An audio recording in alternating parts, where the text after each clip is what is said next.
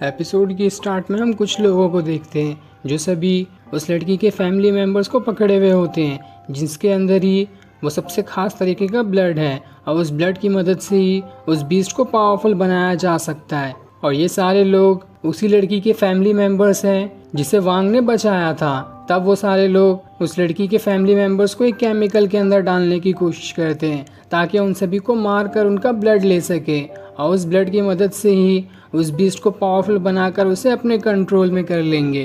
वो सारे लोग उन्हें खुद को छोड़ देने कह रहे होते हैं, लेकिन कोई भी उनकी बात नहीं सुनता। और जैसे वो सभी उसे केमिकल के अंदर डालने वाले होते हैं, वहाँ पर वांग आ जाता है जो अपनी बोट के साथ था। तब अपनी फैमिली मेम्बर्स को देखकर वो लड़की वहाँ से नीचे जाने लगती है ताकि उन्हें बचा सके, लेकिन री उसे रोक लेती है। जिसके बाद वांग वहाँ पर आता है और उनसे उन्हें छोड़ देने कहता है। तब ये देखकर वो सारे लोग वांग से कहते हैं, आखिर तुम हो कौन और तुम्हारी हिम्मत कैसे हुई हमारे काम में टांग अड़ाने की? साथ ही तुम्हें ये बोट किसने दी? लगता है तुमने इसे चोरी की है। लेकिन वांग उनसे कहता है, मुझे तुम्हारे मास्टर से मिलना है, मुझे उससे कुछ बातें करनी है। लेकिन वो सारे डिसाइपल्स उससे कहते हैं, तुम्हारी कोई औकात नहीं कि तुम हमारे मास्टर से मिल सको, इसलिए चले जाओ यहाँ से, वरना हमसे बुरा कोई भी नहीं होगा। जिसके बाद एक डिसाइपल सामने निकल कर आता है और अपनी पावर्स को एक्टिवेट करते हुए एक डिवाइन स्वॉर्ड बना लेता है जो कि बहुत ही ज़्यादा पावरफुल है और वो बड़े से बड़े पत्थर को भी तोड़ सकती है। जिसके बाद वो उसकी मदद से वांग के ऊपर सीधा अटैक कर देता है, लेकिन वो अटैक वांग को लगता इससे पहले ही उसका बॉडी ऑरा उस स्वॉर्ड को रोक लेता है, जहाँ वो स्वॉर्ड अब हिल भी नहीं पा रही होती है। जिसके बाद वांग उस स्वॉर्ड की सारी पावर्स को अपनी पावर से मिला देता है और एक खतरनाक अटैक तैयार करते हुए उन सारे डिसाइपल्स के ऊपर अटैक कर देता है। ये देखकर वो सारे लोग वहाँ से भागने की कोशिश करते हैं, लेकिन वांग ने इतना जोरदार अटैक किया था कि सभी इससे इंजर्ड हो जाते हैं। अब वांग इन सभी डिसाइपल के मास्टर के पास जाने के लिए निकलता है, लेकिन जैसे ही वो उसके दरवाजे के पास आता है, अंदर से एक खतरनाक स्वॉर्ड निकलकर सीधा वांग के ऊपर अटैक कर देती है। लेकिन वो इस स्वॉर्ड को भी आसानी से रोक लेता है, जहाँ उसका डिवाइन ऑरा इतना ज्यादा पावरफुल था कि ये स्वॉर्ड भी कोई काम नहीं कर पाती। तब वहाँ पर वो मास्टर आता है जो वांग से कहता है, तुम हो कौन और यहाँ पर आखिर किस लिए आए हो? तुमने मेरे कई सारे डिसाइपल को इंजर्ड कर दिया, इसका बदला मैं तुमसे लेकर ही रहूंगा। जिसके बाद वो एक खतरनाक अटैक वांग के ऊपर कर देता है, लेकिन उसकी स्वॉर्ड अब भी कोई काम की नहीं थी। वो वांग की बॉडी को तो टच भी नहीं कर पाती। तब वांग अपने हाथों की मदद से उसकी स्वॉर्ड को वहीं पर झटक देता है, जिस वजह से वो मास्टर वहां से दूर चला जाता है। जिसके बाद वो वांग से कहता है, आखिर तुम हो कौन और तुम्हारा बॉडी ऑरा इतना ज्यादा पावरफुल कैसे है जो मेरा कोई भी अटैक तुम्हें नहीं लग रहा? बताओ मुझे कि तुम आखिर यहाँ पर किस लिए आए हो? तब वांग उससे कहता है, किसी ने उस खतरनाक बीस्ट को आजाद कर दिया है। मैं यही पता लगाना चाहता हूँ कि आखिर वो इंसान कौन है।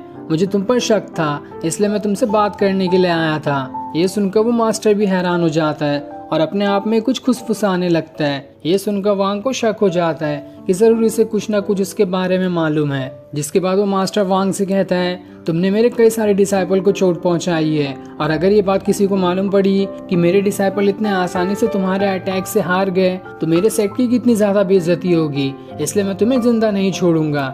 जिसके बाद वो उसके ऊपर अटैक करने की तैयारी करने लगता है, लेकिन वांग भी अब तैयार हो जाता है और अपनी गोल्डन स्वॉर्ड निकाल लेता है। तब वो मास्टर अपनी थंडरबोल्ट टेक्निक का यूज करता है, जिसकी मदद से उसकी चारों तरफ बिजलियां निकलने लगती है और ये अटैक काफी ज्यादा पावरफुल दिखाई दे रहा था। लेकिन वांग तो बस उसके अटैक को डिफेंस किए जा रहा होता है। वो मास्टर पूरी ताकत के साथ लगातार वांग पे अटैक करने की कोशिश करता है, लेकिन एक भी अटैक वांग को नहीं लगता और वो किसी बच्चे की तरह उसके सारे अटैक को डॉच करते हुए उसका मजाक उड़ा रहा होता है। ये देखकर वो मास्टर भी बहुत ज्यादा गुस्सा हो जाता है, लेकिन उसे समझ ही नहीं आता कि आखिर वो वांग को कैसे हराए। वो जितनी भी कोशिश करता हर बार नाकाम रहता। जिसके बाद वो खुद से ही कहने लगता है कि आखिर ये आदमी है कौन और इसके पास कौन सी पावर है जिसके ऊपर मेरा एक भी अटैक नहीं लग रहा। लगता है ये मेरी यहाँ पर बेइज्जती करने के लिए आया है। तब इस चीज से गुस्सा होकर वो मास्टर अपनी थंडरबोल्ट अटैक की वेव्स वहां से निकालते हुए सीधा वांग के ऊपर ही छोड़ देता है,